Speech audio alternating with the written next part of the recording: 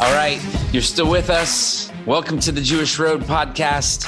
We are making our way through conversations that Jesus is having during the Passion Week. We are looking at the Passion Week through Jewish eyes, and we've talked about the priests and the elders, and we've talked about the Herodians and the Pharisees. Today, we're going into a different conversation, and this is the question of the confrontation. It's a third confrontation that shows up between Jesus and the Sadducees, and we're looking at Matthew chapter 22, verses 23 to 33. We've talked about a question of authority, undermining and trying to catch Jesus in his authority.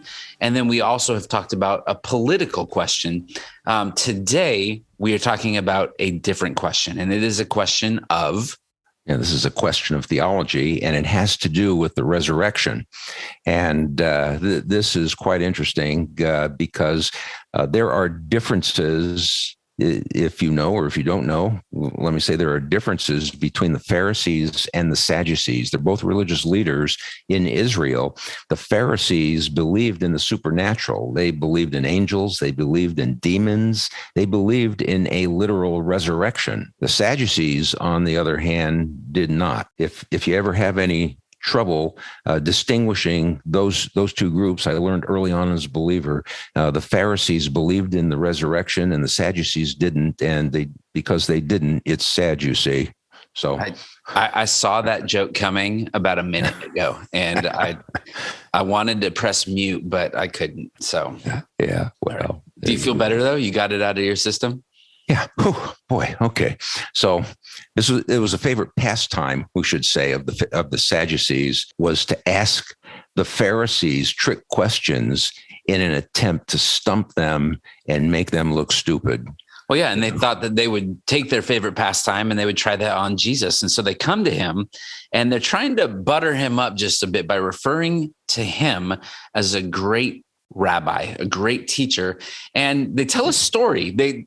Which is great. Their question involves a story, and they're pulling from Deuteronomy 25, verse 5. And the question is, if a man dies having no children, his brother as next of kin shall marry his wife and raise up children for his brother. And this guy, he has 7 brothers, and each took her as a wife and died before they had a child. So in the resurrection, if there really is such a thing, is the question, whose wife of the 7 will she be, since they were all married to her? And they're like kind of rubbing their hands together saying, we got him. This is the kind of tricky question that they would ask the Pharisees and try to trip them up. But they got stuck on the issue of whose wife will she be? What does Jesus do?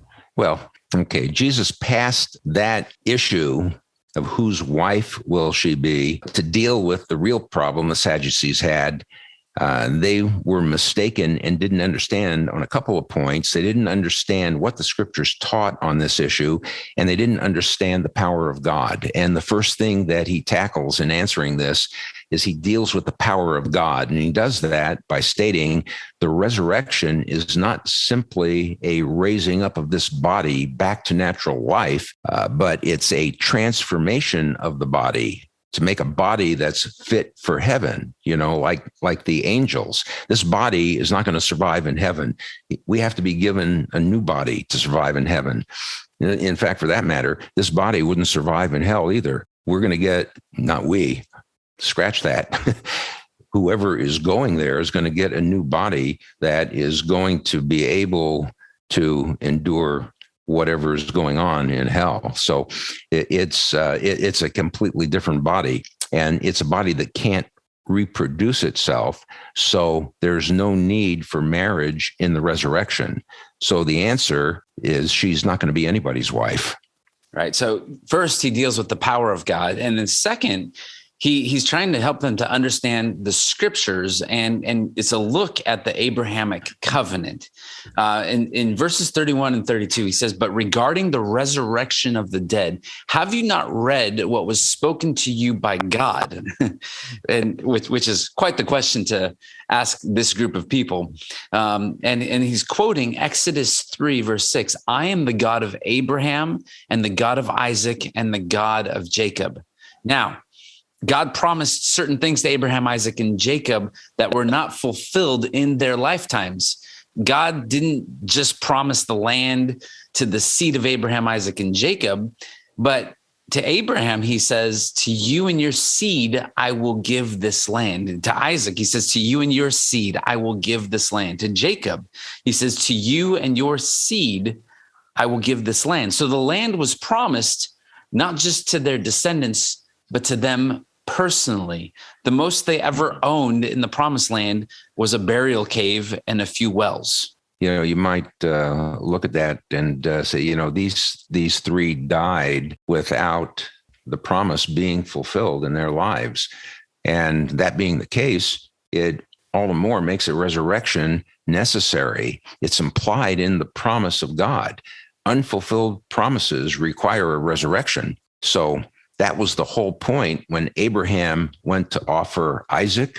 You remember that in Genesis 22? Yep. He knew God had made promises to Isaac. So he was the son of the promise. And even if Abraham killed Isaac, he knew God would raise him back to life. And we get a comment on that even in Hebrews chapter 11, verses 17 to 19. The Hall of Faith. So, yeah. So God's unfulfilled promises in one lifetime, in this lifetime, requires a resurrection to fulfill them. So he puts a final stamp on this conversation in verse 32. What does he say? He says, God is not the God of the dead, but he is the God of the living. He can't leave them dead because he's the God of the living.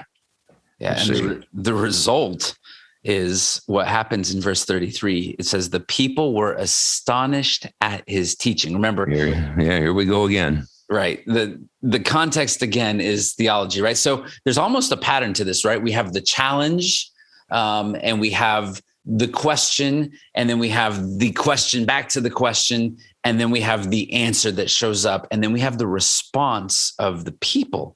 The people are astonished. This is a completely brand new view of Exodus 3:6. They didn't see it coming is probably if there's a book about this, right? They didn't see it coming. And that's true of not only the Pharisees and the Herodians and the scribes and everybody else. The disciples didn't even see it coming. The followers of Jesus didn't see it coming. That would be a good book to write, to title it, They Didn't See It Coming. Yeah.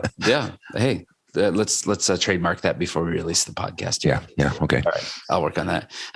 But even the Pharisees were amazed because they could never give the Sadducees an answer to that question, but Jesus did, and it supported their view of the resurrection. It's amazing. They don't know which side to be on anymore. Yeah, it's the ultimate gotcha.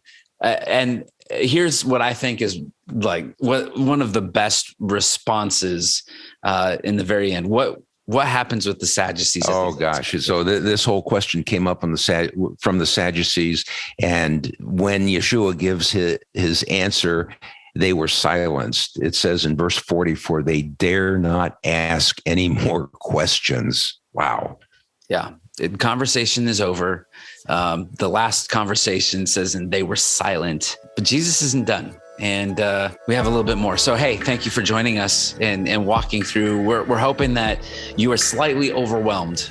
Even though we've looked at this and we've studied this, we're overwhelmed because there's just so much that, even we throw out the idea of that should be a book.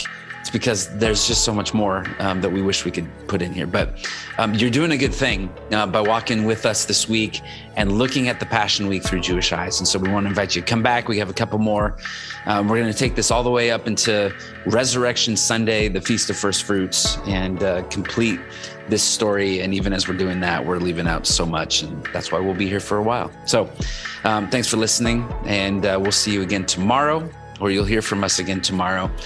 Share this with some friends, some people who that might need to hear, and you guys can subscribe. Even leave us a little comment and say what this is doing and how this is changing your perspective. So yeah, go for a walk down the Jewish road. There you go. I like that. Hey, we'll talk to you more tomorrow. Thanks for listening, and shalom. Shalom, shalom.